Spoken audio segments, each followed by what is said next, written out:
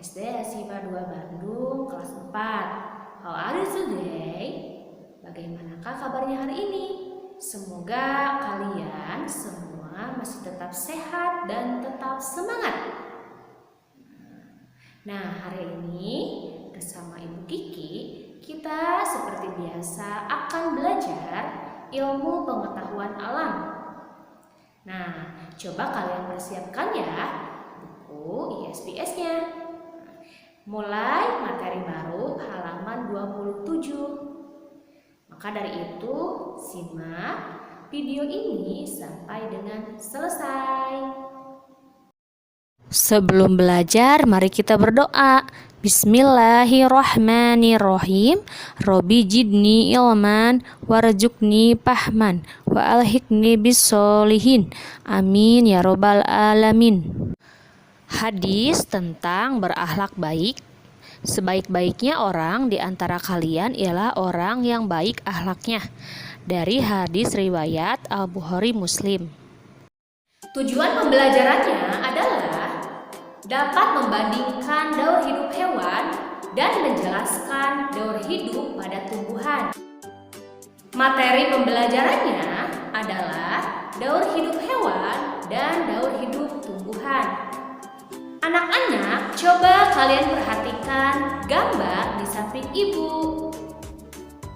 Nah, gambar ini menunjukkan gambar kupu-kupu. Seekor kupu-kupu yang menempel pada kepompong. Kepompong merupakan tahap pertumbuhan dan perkembangan dari daur hidup kupu-kupu.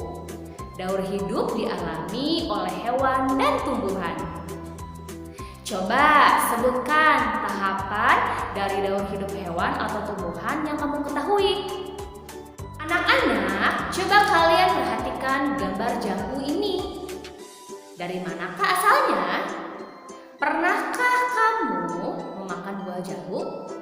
Nah, buah jambu ini termasuk buah favorit ibu guru loh. Apa kalian sama?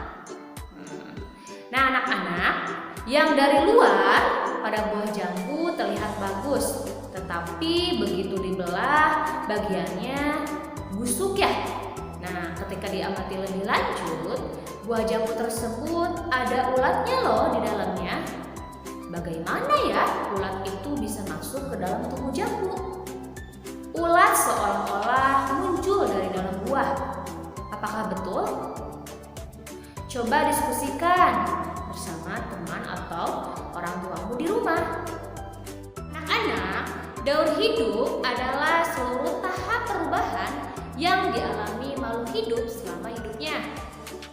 Hewan dan tumbuhan mengalami daur hidup. Perubahan yang terjadi selama daur hidup dapat berupa perubahan ukuran dan perubahan bentuk. Hewan mengalami perkembangan dari hewan muda menjadi hewan dewasa.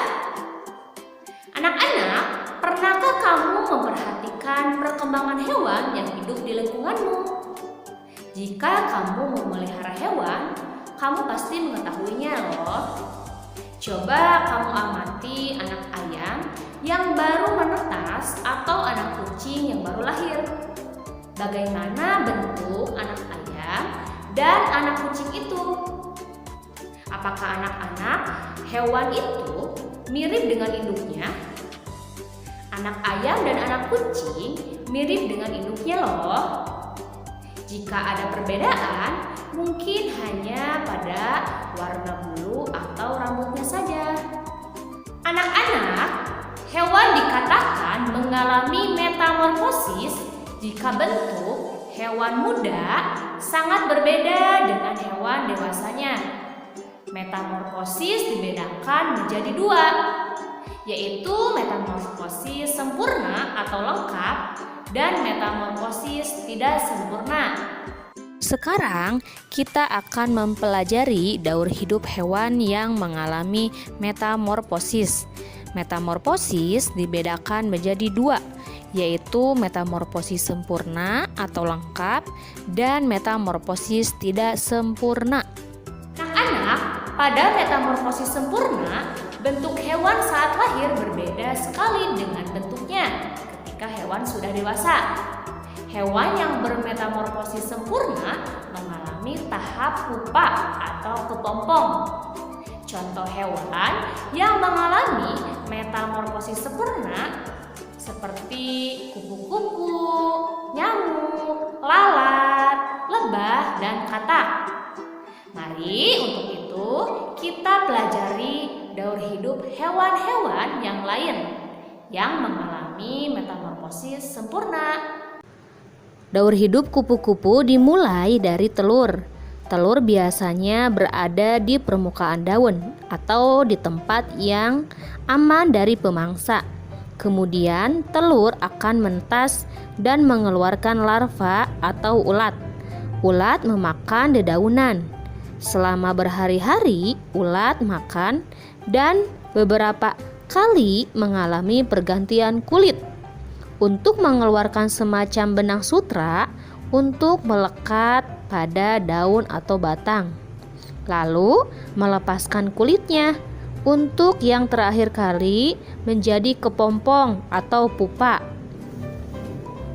Setelah menjadi pupa atau kepompong, ulat akan membungkus dirinya dengan benang-benang dan meletakkannya di ranting pohon. Di dalam pupa, ulat akan mengalami perubahan bentuk tubuh menjadi kupu-kupu. Jika perubahan bentuk telah sempurna, akan keluar kupu-kupu dari dalam kepompong. Kupu-kupu akan memakan nektar yang ada di bunga. Anak-anak, coba kalian perhatikan gambar ini. Nah, kupu-kupu dewasa berkembang biak dengan bertelur. Dari telur ini, daur hidup kupu-kupu yang baru dimulai lagi loh. Nah, jadi daur hidup kupu-kupu dimulai dari telur, kemudian menjadi ulat, setelah itu berubah menjadi kepompong, dan akhirnya menjadi kupu-kupu. Atau seperti lagu permainan yang pernah kalian dengar waktu kecil. Seperti ini. Telur-telur, ulat-ulat, kepompong kupu-kupu. Nah, seperti itu ya, diingatkan lagi. Metamorfosis pada katak. Katak termasuk hewan amfibi ya. Nah, yang pertama dimulai dari telur katak.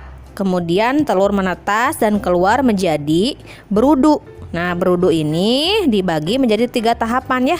Tahap 1, tahap 2, dan di tahap 3 tubuh katak atau berudunya mulai panjang dan tumbuh dengan lebar ya. Kemudian setelah itu berudu mempunyai kaki ya. Nah, kakinya coba ya di depan. Kemudian setelah berudu menjadi katak yang berekor ya. Di belakangnya tumbuh ekor dan akhirnya menjadi katak muda ya. Nah, setelah itu menjadi katak dewasa. Jadi daur hidup katak dimulai dari telur, kemudian menjadi kecebong, lalu katak muda dan menjadi katak dewasa. Metamorfosis nyamuk. Daur hidup nyamuk dimulai dari telur. Telur nyamuk berada di air. Telur menetas menjadi jentik-jentik. Jentik-jentik hidup di air. Jentik-jentik juga mendapatkan makanan di air. Jentik-jentik akan tumbuh dan berubah menjadi pupa. Pupa tidak bergerak.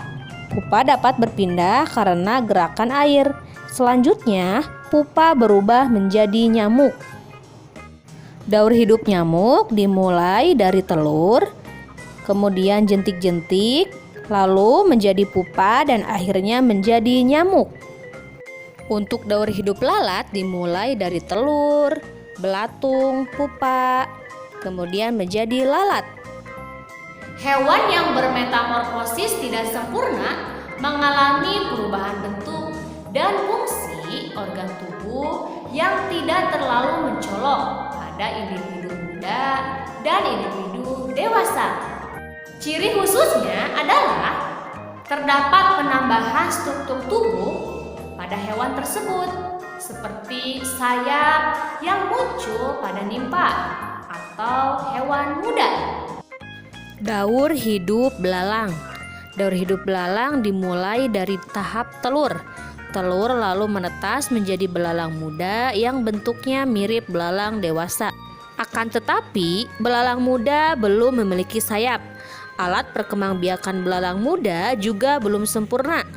Belalang muda lalu akan berganti kulit beberapa kali dan akhirnya tumbuh menjadi belalang dewasa. Daur hidup belalang dimulai dari telur, belalang muda, dan belalang dewasa.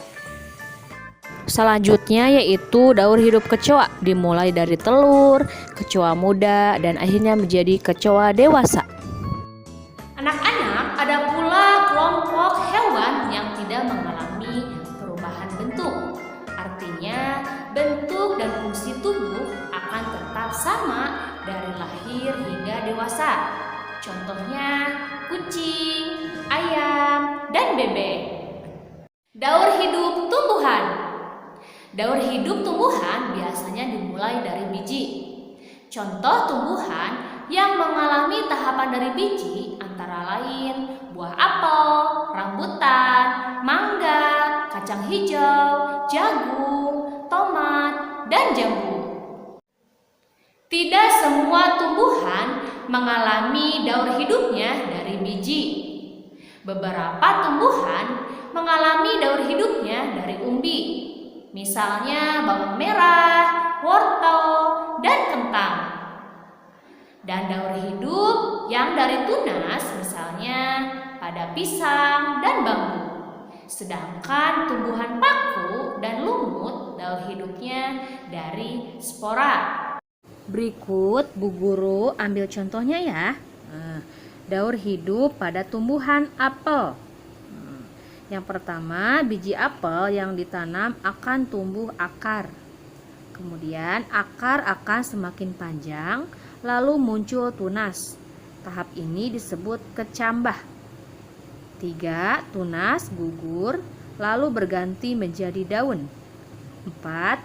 Tumbuhan semakin tinggi dan daun semakin banyak. 5. Biji apel tumbuh menjadi tumbuhan muda. Dalam tahap ini, tumbuhan belum memiliki akar dan batang yang kuat. Dan 6. Tumbuhan dewasa memiliki batang yang kokoh serta daun yang lebat. Tumbuhan dewasa dapat menghasilkan bunga yang siap menjadi buah apel. Ini tentang daur hidup makhluk hidup dan tumbuhan. Nah, untuk pertemuan selanjutnya nanti kita akan membahas materi baru, yaitu upaya pelestarian pada makhluk hidup.